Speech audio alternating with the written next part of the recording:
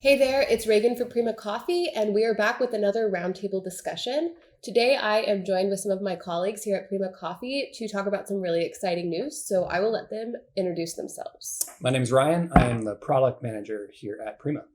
And I am John. I'm the service lead at Prima.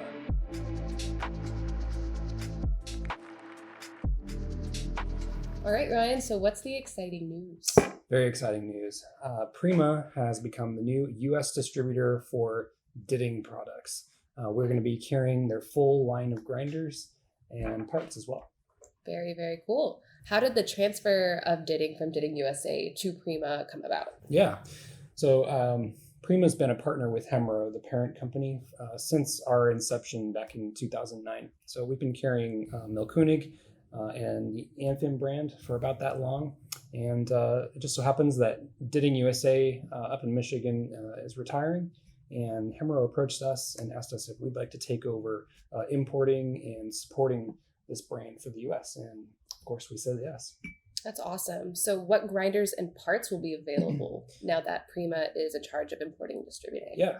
So right off the bat, in terms of grinders, we're looking at just the 804 standard. The 804 is that classic retail model with the vibrator plate and the spring-loaded chute.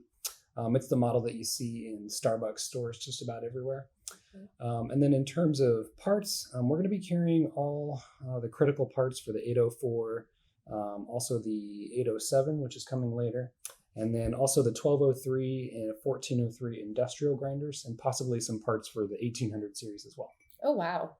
And with all of those different grinder options, what is Ditting's place in the market? Yeah. Ditting is positioned as a super premium option. So for those looking to increase the cleanliness, the sweetness, increase the extraction yields in their cups, Ditting is that next step up. And how does it compare in terms of functionality and serviceability compared to a lot of those other grinders? Yeah, what do you think in terms of serviceability? So Ditting they make sort of no frill grinders. They really focus heavily on the design of the motor and the burrs. Obviously, build quality on all the other components on the outside of the grinder. So they maintain over years. You've seen many of these grinders out in the field for decades. many years, decades. And that's the reason is they're very well built. And the grinders themselves, the serviceability is really nice. The 804 and the 1203 are grinders that I've worked on a lot in the field, and they tend to be fairly modular and easy to access internal components. Very excited for the 807, which I think is an improvement even among those grinders.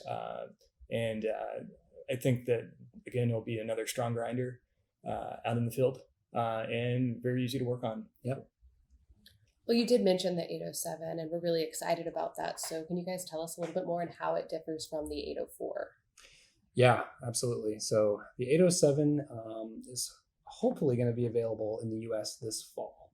We're going to be carrying 3 models of the 807.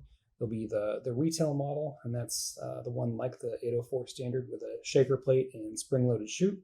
There's also the filter model, which has an integrated fork, which is compatible with a batch brew basket like a Fatco or a Curtis.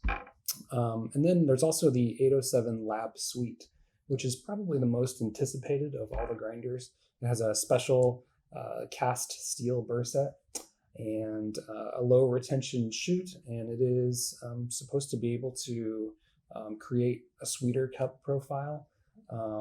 It's a great single dose grinder, not for batch brewing or for bag grinding. Are we still looking at a commercial setting for this, even though it's single dose? Oh yeah, absolutely. I mean, you're going to have guys out there and ladies, of course, who want to put these grinders in their homes, but it mainly is a commercial grinder. So these are designed for cafe and industrial use. And have you heard anything exciting about the 807 compared to the 804? It's introduced a new feature that was not on the 804 or any of the higher volume grinders, and it's two cooling fans that reduce temperature related issues that are going to affect the taste of the coffee and also the longevity of the motor and components inside. So that's going to be a really exciting new feature on that grinder. Yeah. And they also include an updated aesthetic. So, that 804 has been around for decades, but it is a little bit outdated looking.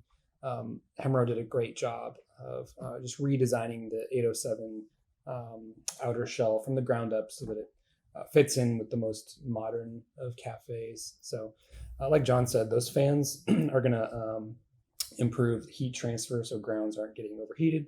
Serviceability is increased so we can access the inside for cleaning. These grinders are also improved in terms of retention.